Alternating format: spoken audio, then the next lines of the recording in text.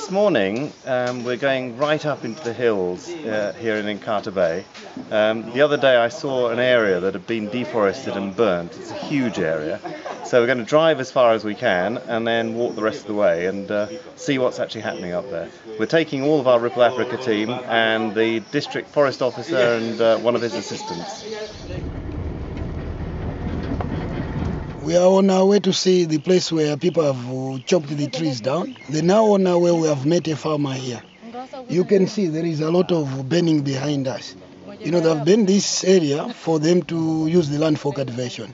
But when we are asking the farmer, he knows that the trees are variable because they are the ones bring the rains for them to use for farming. We've driven a little bit further and just come across this area, another garden that's being cleared. More trees just being burnt where they fall. It's absolutely horrifying. I'm with Goodley Taliana, who is the district forest officer for this area. What do you think of this? Yeah, this is a complete waste of natural resources. Not the only trees that are being burnt now, but all other, the ecology is being destroyed. We just travelled about another half kilometre from that fire, but the fire's just been burning right through the bush, and here are some houses that have been burnt out.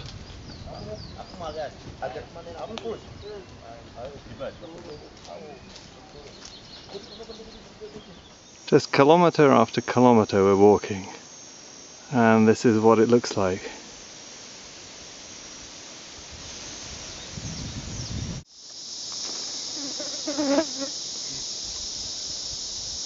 They're still clearing it up there. You can see the smoke from more fires. More trees are being burnt. It's really, really so sad to see this beautiful forest just being destroyed before our very eyes. And virtually everywhere we've been, the forest has been burnt. Some of it's just sort of fairly minor burning, but there have been, also big trees still smouldering. We've just come across this area here where they've just cut lots of trees down. Obviously going to be making a new garden. And this will be burnt very shortly. But it's devastating. I thought it was bad up here, but it's so much worse than I thought. And something has got to be done before these forests disappear forever. Well, you can see down here they've been cultivating and the forest is gradually growing back. But over here they've cut more trees down this year and set fire to them. We've just had a meeting with the district forest officer where we have agreed that we need to call for a meeting where we are going to involve the district commissioner, forestry department, Ripple Africa office and the traditional authority Fukamapiro of this area and see the way forward from there. We've had a 6-hour hike through the hills and we've seen lots of trees that have been cut down, lots of areas that have been burnt. In fact, almost the whole area has been burnt. But it's been really useful. We've had the district forest officer, one of his assistants, and some Ripple Africa staff and some Ripple Africa volunteers. Now, what we want to do is we want to try and protect all of this hill area that you've seen on this film. Today is an exciting day. We've been doing lots of work on our conservation programme, and today we have the district commissioner, who is the most important person in the area. And he, together with the district forest officer and the traditional authority, who's the senior chief of the area, are all meeting, and we're going to show them an area of major deforestation. The purpose of today's meeting is to agree the bylaws so that bylaws for this area can be set up, and we can set up a village forest area.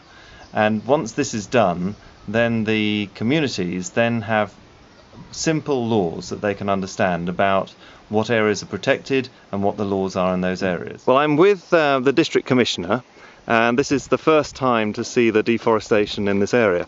What do you think of this? Yeah, in fact, this is very, very, very pathetic. In fact, one cannot believe that this is happening in the hill. And today we are seeing a lot of trees that have been cut. And after cutting the trees, they haven't been used, they have just been burnt, and we have ashes all over the place. and I don't think what these people are thinking about. We need to have bylaws and also have the village forest areas, I think, this as a way forward, so that maybe this area should be controlled. Otherwise, it's a very, very big problem. And within months, I think such an area has trees have been cut down. And if we go ahead, that is, if we look into the future, in 5 years' time, it means the whole area is going to be very bare. Rather than being a problem, this area, I see it as an opportunity, because it's meant that we can all get together to come to some conclusions as to how we can actually stop this happening in the future and hopefully protect these wonderful hills behind us. My name is Fosungwira. I work for RIP Africa's Environmental Project Manager. Since last year, we have been working with 37 chiefs in TF Ukamapiri, discussing issues about how to conserve the hills. And the community have come up with the bylaws, and today is a big day where we have invited the district commissioner, the magistrate, the police officer in charge, the district forest officer to sign the bylaws. And it is indeed a big day because there will be a lot of people to witness the signing of the bylaws. So why are these bylaws so important? The bylaws will help the implementation of the project because, you know, there are some rules to that. If somebody found cutting the trees down, they will be punished, they will be taken to court. So they are very, very important because nobody would like to violate the bylaws, so that is taken to law. So do you think this will really work? Yeah, this is indeed going to work because, you know, I've mentioned of the district commissioner and these other senior officers. They are all supporting the project. It is indeed going to work. Tonse tambagale kuti nkhani imene tabwerera pano ndi nkhani ya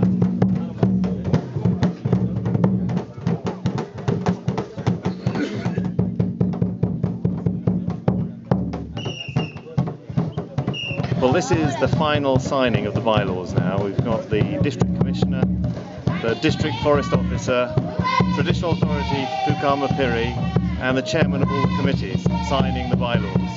And it's really exciting because now it actually becomes law. And hopefully we can now get the communities to help protect these wonderful hills.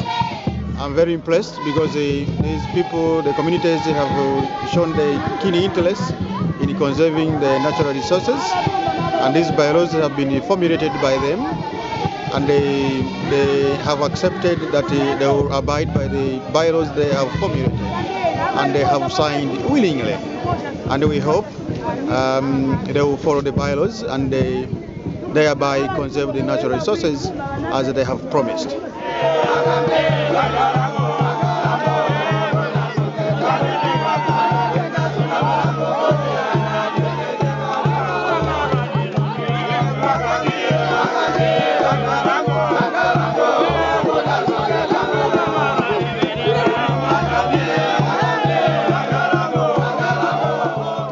Well, as you can probably see from this video, I am really passionate about helping the local communities to protect their forested hills.